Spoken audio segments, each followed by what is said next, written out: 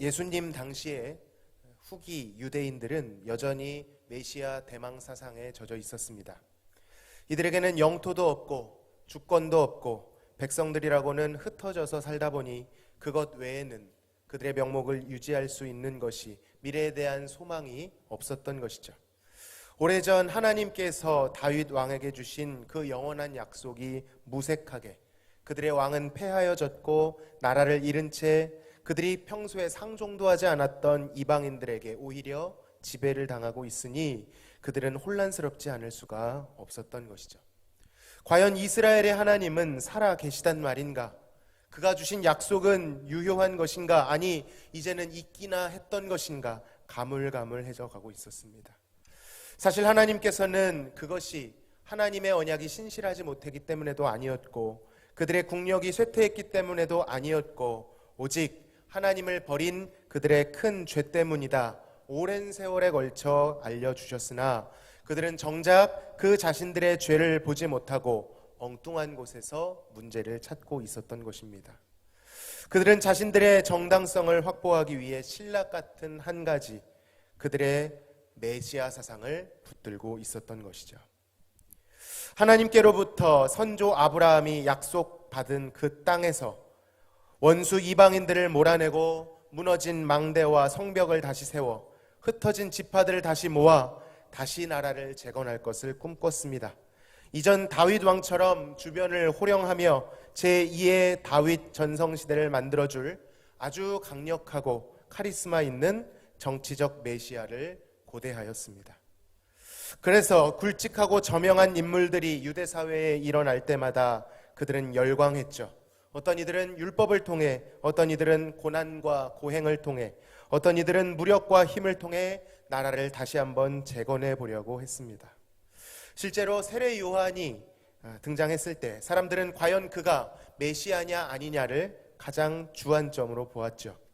그러나 자신이 어디로부터 왔으며 무엇을 위해 왔는지 알고 있었던 이 세례 요한은 이렇게 말했습니다.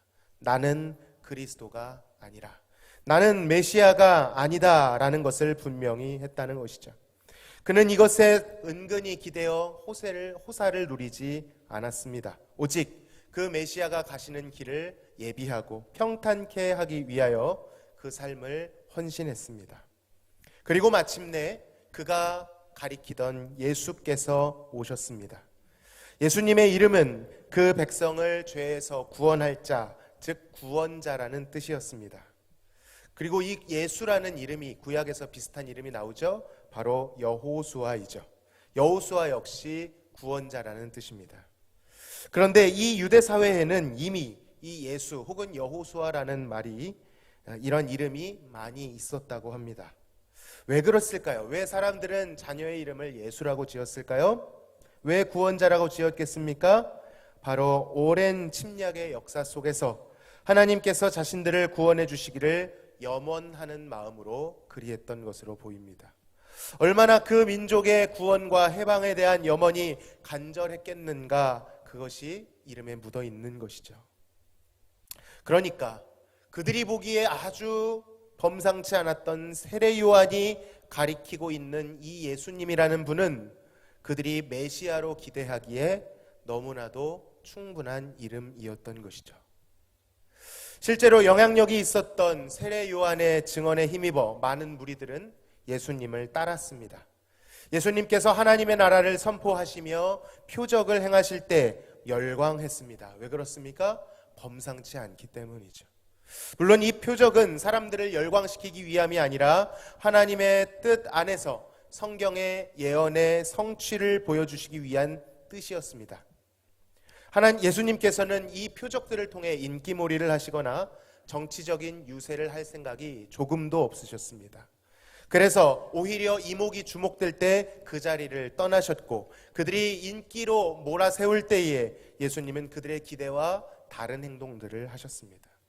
공생애를 시작하셨을 때도 그의 공식적인 첫 행보를 정치적 알맹이 땅에서 시작하지 않으셨습니다. 자신의 존재를 어필하고 드러내도 모자랄 판에 오히려 그는 아무도 주목하지 않는 땅, 흑암에 짓물러 있는 갈릴리 땅으로 향하셨습니다.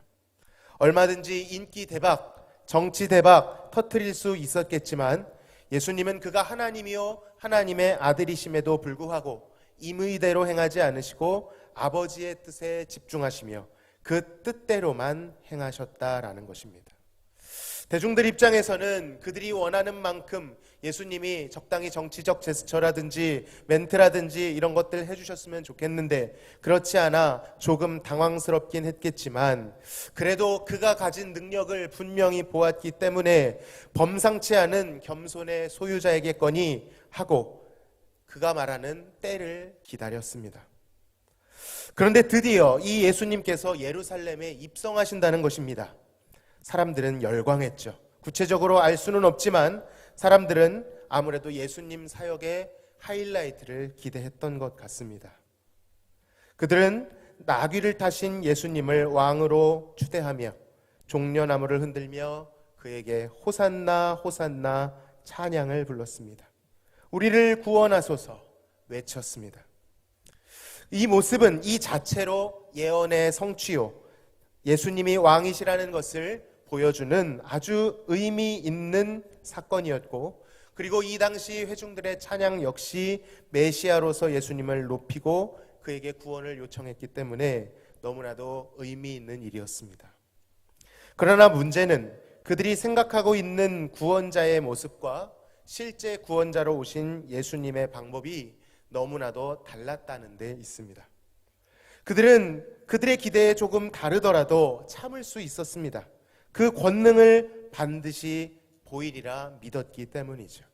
한 방이면 모든 것을 역전하고 반전을 일으킬 수 있다라고 기대를 걸어보았습니다.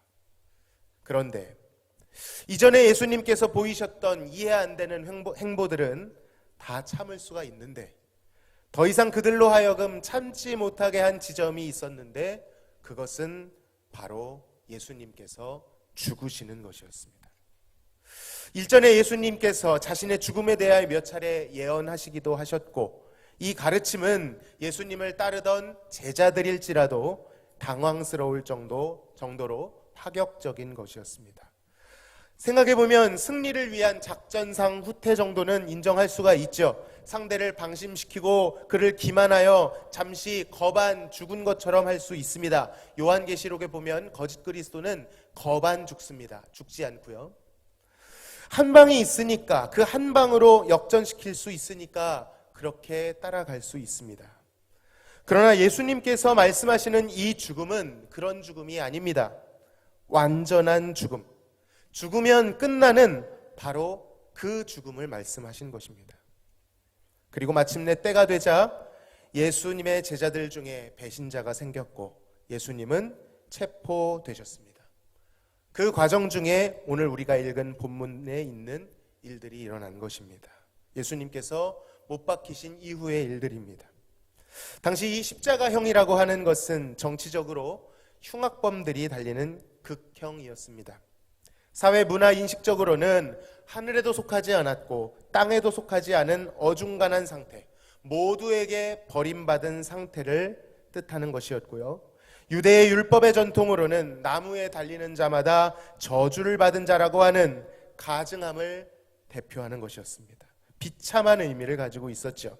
육체적으로는 십자가에 제가 달려보진 않았지만 몸을 늘어뜨리면 이 횡격막이 압박을 당해서 질식하게 되고요. 모든 혈액이 다 밑으로 내려가게 된답니다.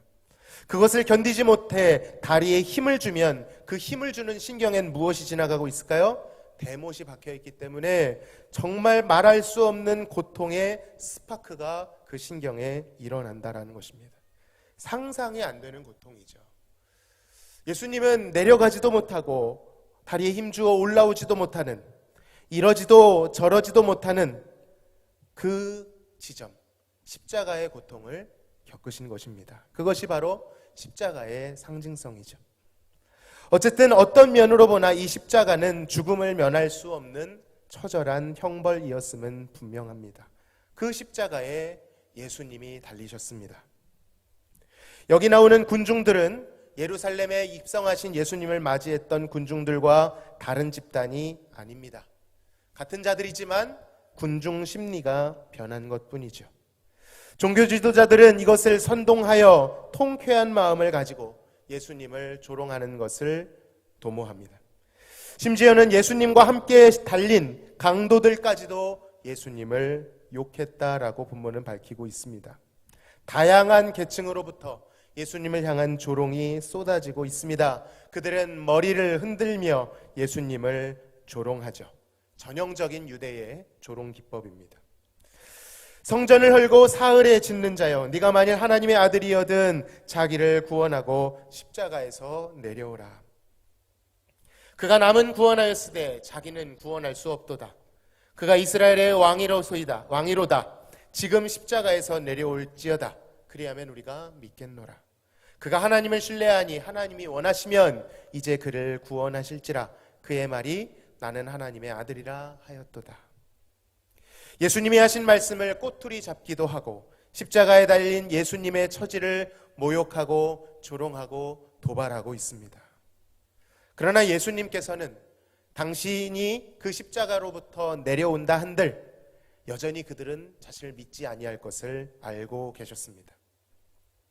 지금 예수님을 에워싼 다양한 유대인들이 각자 목소리를 내고 있는 것 같지만 이들의 메시지에는 하나의 공통점을 가지고 있습니다. 저 십자가에 달려있는 메시아의 모습은 우리가 그동안 대망하고 기대하던 그 메시아의 모습이 아니다라는 것이죠. 그들은 오랜 패배의 시간을 깨고 자신들을 이끌어 시온성에 승리의 깃발을 꽂을 수 있는 영웅을 기대했었습니다.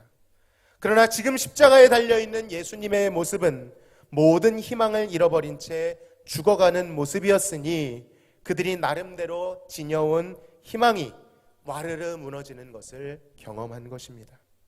조롱은 했지만 내심 그들의 마음속에는 그들의 말대로 아들이 고난당하는 저 처참한 광경을 아버지가 보고 모든 것을 뒤집어 버릴 만큼 강력한 일이 지금 일어났으면 좋겠다라는 심정을 가지고 있었을 것입니다. 그들이 믿는 권능의 하나님이라면 마땅히 그래야 한다고 생각했던 것이죠. 그러나 그 잔혹한 오후가 계속되던 날 어떤 징조도 그 가운데 임하지 않았습니다. 도리어 십자가 위에서는 아들이 나의 하나님 어찌하여 나를 버리시나이까 라고 절규합니다. 지금 상황이 이런 말을 할 때가 아니지 않습니까? 불리하게 보이면 안 됩니다. 패배한 것처럼 보이면 안 됩니다. 그런데 예수님의 절규에는 거침이 없습니다. 고통 속에 숨을 거두시며 아버지가 자신을 버리셨다라는 것을 선포하며 돌아가시는 것이죠. 사람들이 기대한 것은 반전이었는데, 역전이었는데 도리어 저 메시아가 버림을 받았다라니, 완전히 죽음이라니 이들은 완전히 무너진 것입니다. 사랑하는 성도 여러분, 우리도 이럴 때가 있지 않습니까? 우리의 염원대로, 아니 나는 아니더라도 지금 믿지 않는 자들 혹은 믿음이 연약한 자들이 지금 하나님이 살아계신가 살아계시지 아니한가 헷갈려하는 시점에 무언가 극적인 증명이 필요한, 반전이 필요한 상황에서 하나님께서 한번 속 시원하게 나타내 주셔서 극적으로 기적을 일으켜 주셔서 그들이 원하던 것이 진짜였음을 증명해 주시면 얼마나 좋을까. 우리의 마음이 도리어 조급해질 때가 있습니다. 본문의 상황 속에서도 하나님께서 정말 진짜 12군단도 더 되는 천사를 동원해서 그곳을 뒤집어 버리셨다면, 덮쳐 주셨더라면 사람들의 마음은 통쾌하지 않았을까요? 상상을 해봅니다. 그러나 하나님의 구원이라고 하는 것은 그런 것이 아니었습니다. 사람의 눈치를 보는 것도 아니었고 사람을 만족시키기 위한 것도 아니었습니다. 오히려 예수님께서는 그들의 오해와 사람들의 조롱과 비난을 온몸으로 받아들이셨습니다. 그의 표현은 침묵이었고 순종이었습니다. 죄에 대한 분노였고 영혼을 향한 사랑, 용서였습니다. 이사야 53장에서는 그 메시아가 영광의 모습, 번영의 모습, 승리의 모습으로 오지 아니하시고 도리어 연한 순과 같고 마른 땅에 나온 뿌리와 같아 앙상하고 흉측하여 고운 모양도 풍채도 없는 도저히 흠모할 것이 없는 모습으로 십자가를 지셨다라고 우리에게 선포합니다. 이 모습은 영광의 메시아를 기다리던 사람들의 기대와는 너무 달라서 그들을 당황하게 했고 실망하게 했습니다. 오죽하면 53장 1절에서는 메시아가 나타났다는데 누가 그를 보았느냐, 누가 그를 믿었느냐, 누구에게 나타났느냐라고 묻고 있습니다. 못 알아보는 것이죠. 그래서 그들은 이 메시아를 멸시했습니다. 멸시는 무시보다 더 강한 단어입니다. 그냥 가볍게 무시하는 정도가 아니라 경멸히 여기고 흉측하게 바라봤다라는 뜻입니다. 메시아는 그 사람들을 버리지 않고 끝까지 사랑하셨으나 사람들은 그를 경멸하였습니다. 그러나 그리함으로 메시아는 우리의 가난과 고생, 즉 간고를 아는 분이셨으며 질병과 고통, 즉 질고도 아는 분이셨습니다. 사람들은 그 얼굴을 보기 싫어하여 얼굴을 가리웠습니다. 그러나 그는 우리를 위하여 순환을 당하신 것이죠. 우리를 위하여 고난을 당하신 메시아인데 그를 보기 싫어서 얼굴을 가렸다는 것입니다. 너무나도 안타깝고 슬픈 이야기죠. 참으로 우리는 그 메시아를 귀히 여기지 아니했습니다. 우리는 다 양 같아서 그릇 행하고 제 갈 길로 갔으나 여호와께서는 우리의 모든 죄악을, 우리가 받아야 하는 모든 죄악을 순결하신 그에게 담당시키셨습니다. 그가 우리의 질고와 슬픔을 지고 당하게 되는 그 순간 우리는 이렇게 생각했습니다. 그는 자신의 죄 때문에 하나님께 맞고 있는 것이다. 죄로 부패한 우리는 우리를 위해 희생하신 그리스도를 귀히 여기지 못했고 배척했으며 감사하지 않았다라는 것이 너무나도 슬픈 사실이죠. 물론 유대 백성들이 오랜 고통의 역사 속에서 메시아에 대한 간절한 청사진이 있었다라는 것, 그렇게 쉽게 얘기할 수 없는 문제인 것을 압니다. 그들이 당한 세월이 얼마나 고통스러웠겠습니까? 그러나 그렇다고 하여도 그들이 가지고 있었던 경험과 이성은, 메시아는 이래야 된다라고 하는 지식은 실제 하나님의 구원과 그 뜻을 담는데 아무런 도움이 되지 못하고 있습니다. 우리는 대개 이 경험과 이성이라고 하는 것을 무언가를 판단할 때 객관적이고 합리적으로 판단할 수 있는 도구가 되는 것처럼 생각합니다. 신뢰합니다. 그러나 하나님의 구원 앞에서 우리의 이성과 경험은 매우 빈약하며 편협하고 제한적인 것입니다.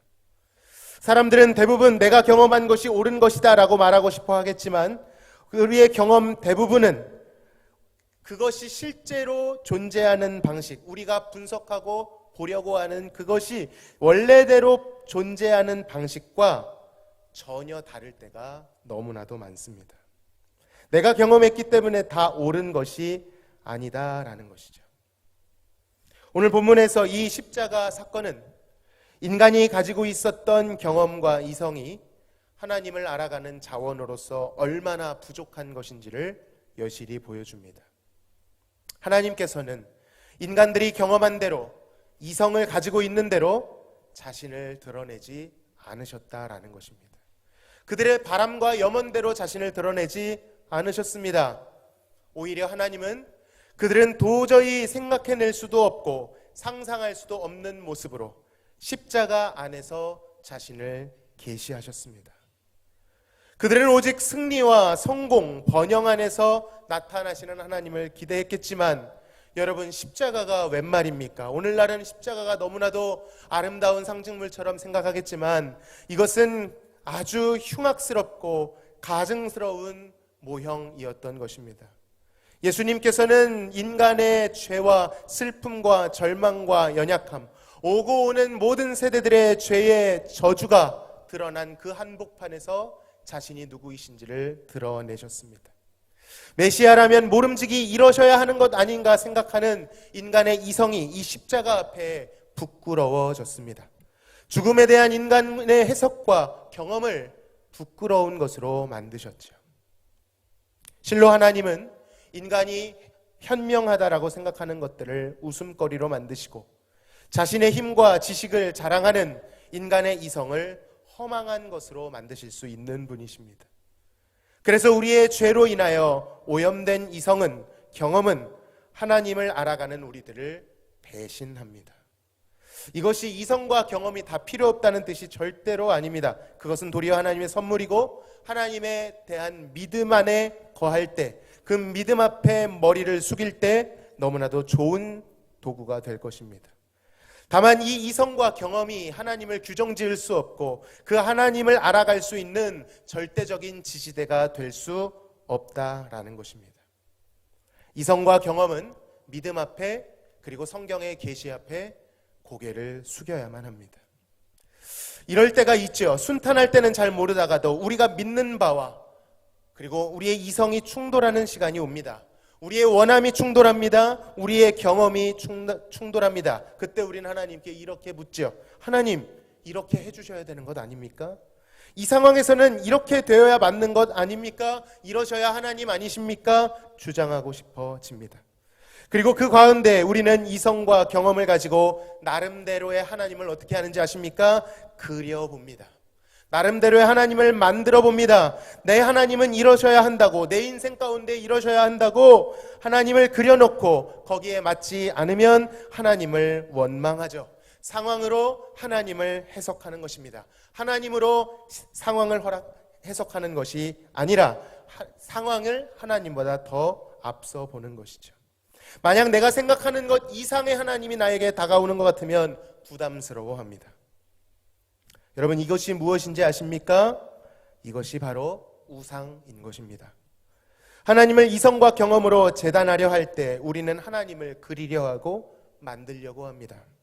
그리고 10계명, 2계명에서는 하나님을 땅 위에 있는 것, 하늘 위에 있는 것, 바다 아래에 있는 것으로도 그리지 말고 만들지 말라라고 말씀하고 있습니다.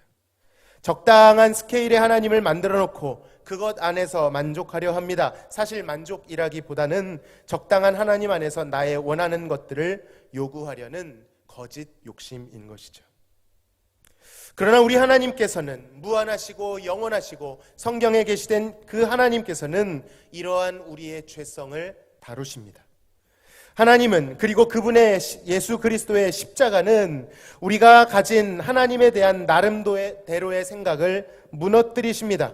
하나님은 분명 이런 분이실 것이라는 우리 나름대로의 해석을 깨뜨리시고 제한된 벽을 허물어뜨리시고 우리 안에 있는 이성과 경험에 대한 신뢰를 산산조각 내실 때가 있는 것입니다. 하나님이 진정 누구이신지 성경이 우리에게 계시하고 있는 바로 그 하나님을 편견 없이 바라볼 수 있도록, 믿음으로만 수납할 수 있도록 우리의 삶에 찾아오시는 것이죠. 그리고 그 과정에 고난을 허락하기도 하십니다. 연약함을 우리가 마주하게 하십니다. 한계를 경험하게 하십니다. 이 모든 것들을 동원하여 우리가 하나님께 도달할 수 없음을 알리시고 우리 안에 있는 하나님께 대한 선입견을 부수시고 이성과 경험을 뛰어넘는 하나님을 향한 절대 의존적 신앙을 부어주시는 것입니다. 사랑하는 성도 여러분, 기억해야 합니다. 그날 그 잔인한 오후에는 사람들의 바람대로 반전이 일어나지 않았습니다. 그러나 이 비참해 보이고 미련해 보이는 예수님의 길 끝에는 우리가 도저히 상상도 할 수 없었던 놀라운 일이 기다리고 있었습니다. 그것이 무엇이죠? 바로 부활의 영광인 것입니다. 부활은요, 사람이 생각해낼 수 있는 차원의 일이 아닙니다. 사람의 열매가 아닙니다. 사람의 흉내낼 수 있는 것이 아닙니다. 성공했느냐 실패했느냐의 차원이 아닙니다. 이 부활은 오직 하나님으로부터만 나올 수 있고 부활은 영원하며 부활은 생명입니다. 오직 예수님께서는 그 길을 묵묵히 가심으로 부활의 첫 열매가 되셨습니다. 오직 그만의 방법으로 하실 수 있는 일이었다라는 것입니다. 그러므로 우리 역시 그리스도를 따라가는 이 삶 속에 우리가 원하는 방향으로 삶이 흘러가지 않을 때 간절한 것들이 좌절되고 하나님께서 내가 가지고 있는 생각과 다른 표정으로 나에게 다가오실 때 그 순간 우리가 가지고 있는 이성과 경험을 허겁지겁 꺼내서 하나님을 엉뚱한 하나님으로 그려놓고 나의 기준과 맞지 않는다 하여 그분을 원망해서는 안 되는 것입니다. 도리어 우리는 스스로가 하나님을 인식할 수 없는 죄인임을 인정하고 오직 하나님께서 나의 삶을 주관하신다는 것을 바라보며 성경에서 계시하신 그 하나님을 선입견 없이 믿음으로만 마주해야 될 줄로 믿습니다. 다른 어떤 것도 섞이지 않은 절대 의존적 신앙으로만 하나님 앞에 서야 하는 것입니다. 말씀을 마치겠습니다. 이 과정이 순탄치 않기에 이것을 고난이라고 불러야 한다면 마땅히 우리는 이 고난 가운데로 들어가 그리스도와 함께 고난을 받아야 할 것입니다. 그 고난으로 들어가야만 나의 자아는 부서지고 내가 아닌 오직 하나님으로부터 나오는 부활의 영광을 경험하게 되는 것입니다. 사람으로서는 고안해낼 수 없는 부활의 열매에 동참하며 현실은 힘이 셀 뿐이지만 그 힘이 센 현실을 바꾸시는 하나님의 전능하심을 경험하게 되는 것입니다. 그러므로 성경에서 계시하시는 그 하나님을 더 믿고 더 알기 위해 말씀으로 뛰어드시기를 바랍니다. 나의 이성과 경험보다도 크신 하나님이 나의 작은 삶 속에서 그의 영광을 드러내주시는 것에 감사할 수 있기를 바랍니다. 그리고 고난을 넘어 부활의 영광까지 나아가 현재의 고난보다 훨씬 더 큰 그 영광의 삶을 살아내시는 사랑하는 성도님 되시기를 간절히 기도합니다. 우리 이 시간 그 예수님, 오직 그 방법으로만 우리에게 부활을 허락하신 예수님을 바라보며 그를 높이며 찬양하도록 하겠습니다.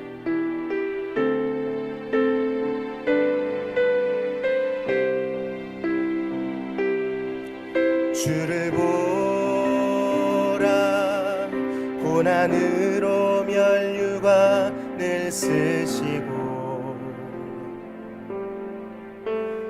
만민 위에 죽임 당하사 모든 만물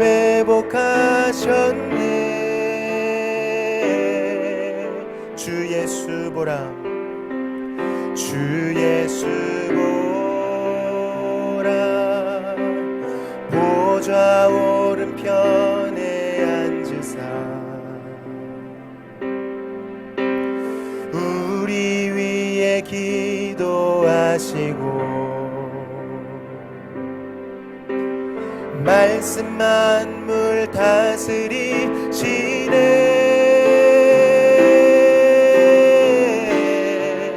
영광의 주 예수, 영광의 주 예수, 승리의 하나님, 모든 권세 이기셨네.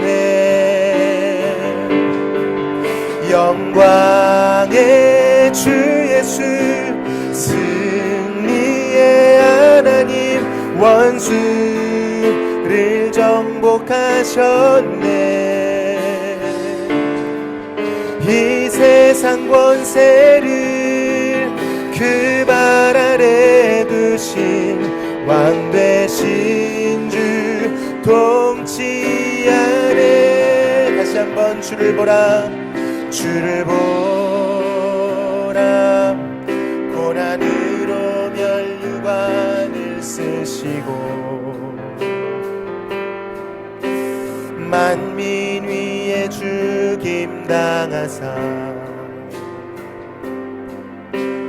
모든 만물 회복하셨네.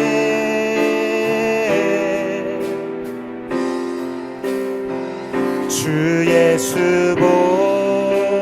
보라, 보좌 오른편에 앉으사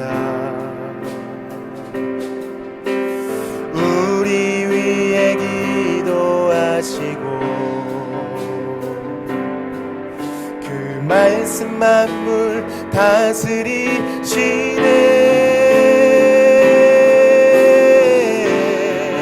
영광의 주 예수, 영광의 주 예수, 승리의 하나님, 모든 권세 이기셨네. 영광 주 예수 승리의 하나님 원수를 정복하셨네. 이 세상 권세를 그 발 아래 두신 왕 되신 주 통치. 우리 다시 한번 예수님을 찬미합니다. 영광의 주 예수, 영광의 주 예수 승리의 하나님 모든 권세 이기셨네. 영광의 주 예수 승리의 하나님 원수를 정복하셨네. 이 세상 권세를 그 발 아래 두신 왕 되신 주 통치하네. 우리 시간 같이 한번 기도하실 때에 우리의 이성과 경험과 이 세상에 있었던 그 어떤 시간과 그 모든 힘과 권세를 다 합친다 할지라도 예수님의 살아계심에, 하나님의 그 역사에, 하나님의 계시하신 그 말씀에 비할 수 없음을 고백하시기 바랍니다. 하나님, 나의 이성을 뛰어넘어, 나의 경험을 뛰어넘어 하나님을 바라보기를 원합니다. 하나님, 나의 상황 속에서 이렇게 하나님은 이렇게 행하셔야 된다 제안했으며 하나님을 우상과 같이 대했던 것을 용서하여 주시고, 하나님을 여전히 제한하고 있는 믿음 없음을 용서하여 주시고, 절대 의존적 신앙으로 하나님을 믿음으로만 수납할 수 있는 그러한 믿음을 저희에게 허락하여 주시옵소서. 특별히 우리의 삶 가운데 이런 어려움이 있습니다. 그러나 예수님께서 고난 중에 참고 견디사 아버지만을 바라봤던 것처럼 우리도 이 작은 삶의 터전 위에 하나님의 그 광대하심을 비춰 주실 수 있도록, 하나님의 높으신 영광이 내 삶에 비칠 수 있도록 믿음으로 기다리고 그분을 바랄 수 있게 해달라고, 주님 십자가의 그 영광이, 그리하여 사람이 고안해낼 수 없는 그 부활의 영광이 내 삶에 새일이 행하여질 수 있게 해달라고 주님 앞에 간절히 기도하시며 나아가시겠습니다. 하나님 아버지, 감사합니다. 나의 이성과 알량한 판단으로 하나님을 그리려고 했던 것을 용서하여 주옵소서. 하나님, 이렇게 하셔야 되는 것 아닙니까? 하나님은 이러셔야 하는 거 아닙니까? 원망하며 내가 하나님보다 더 큰 것처럼 그렇게 행동했던 믿음 없음을 용서하여 주옵소서. 나의 선입견으로 하나님을 그렸던 것을 용서하여 주시옵소서. 그러나 우리의 생각과 전혀 다른 그 지점에서 십자가에서 하나님의 하나님 되심을 보여주셨듯이 아버지, 우리의 삶 속에 이해할 수 없는 지점을 지나고 있다 할지라도 예수 그리스도를 절대적으로 붙들고 절대 의존적 신앙으로 주님 앞에 나아가게 될 때에 하나님, 우리가 구원해낼 수도 없고 생각할 수도 없었고 아버지, 우리는 열매 맺을 수 없는 그 부활의 열매가 우리의 삶 가운데 가득할 수 있도록 도와주시옵소서. 사람의 흉내는 그것이 아니라 하나님의 열매를 알아리 알고 세상 가운데 나아가게 하여 주시고, 하나님, 세상에서 볼 수 없었던 것을 보므로, 세상에서 볼 수 없었던 영광을 보므로, 세상에서 볼 수 없었던 생명을, 우리의 삶을 보므로 그들이 주님 앞에 달려와 그 십자가 앞에서 주님 앞에 조롱하던 자들이 그 앞에 머리를 숙이며 주님 앞에 돌아올 수 있도록 역사하여 주시옵소서. 주여, 예수 그리스도의 높으심을 우리 삶 속에 경험할 수 있기를 원합니다. 아버지, 하나님 아버지, 우리의 믿음 없음을 회개합니다. 우리의 상황 속에서 하나님을 그리며 하나님을 제한하여 하나님 이러셔야 하는 것 아닙니까? 항문하였던 것을 용서하여 주시옵소서.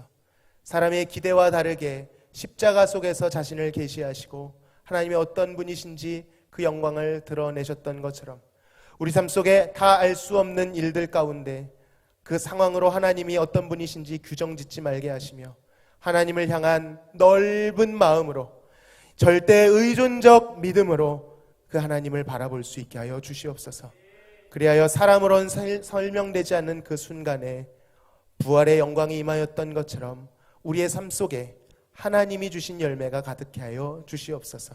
그리하여 세상 속에서 세상에서 찾을 수 없던 열매로 인하여 세상에서 찾을 수 없던 그 생명으로 인하여 주님을 조롱하던 자들이 주께 머리를 숙이고 나와 그 복음 앞에 무릎 꿇고 주님 함께 경배하는 그 역사를 우리의 작은 삶의 터전에서도 이루어 주시옵소서. 다시 세상으로 나아갑니다. 주님, 이 믿음을 가지고 나아갈 때 하나님께서 행하신 놀라운 일들을 다음 주일에 다시 고백할 수 있도록 역사하여 주시옵소서. 감사하며 예수님의 이름으로 기도하옵나이다. 아멘. 지금은 우리를 죄에서 구원하신 예수 그리스도의 크신 은혜와 아버지 하나님의 극진하신 사랑하심과 성령님의 교통 충만하심이 우리의 이성과 경험을 뛰어넘는 절대 의존적 신앙으로 예수 그리스도를 바라보고자 다짐하는 사랑하는 성도님들 머리 위에 지금으로부터 영원토록 함께 계실지어다. 아멘.